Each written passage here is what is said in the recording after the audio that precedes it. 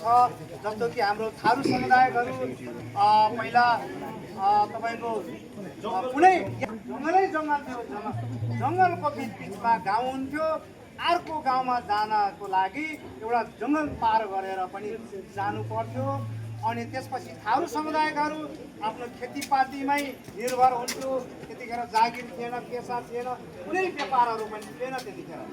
अनि खेतीपाती गरेर आफ्नो जीविका चलाउने गर्थ्यो। अनि खेतीपाती लगाइसकेपछि चारैतिर त जङ्गल छ। अनि जङ्गलबाट हात्ती गैँडा जरायु आएर राति त्यो जोगाउनको लागि हरेक गरामा मचान या टाउर बनाएर छोरा मान्छे जति सबै चाहिँ अब खेतमा गएर कुर्मी गर्थ्यो। अनि त्यसपछि रातैभरि सुत्न पनि नपाउने त्यस्तो दुःख गरेर आफ्नो जीविका चलाउने गर्थ्यो। अनि त्यतिखेर जङ्गली जनावरलाई भगाउने के गर्ने त? राको बालेर 10-20 जना जवान राको बालेर एउटा हातमा लौरो लिएर अनि लखटेर होइन राकोले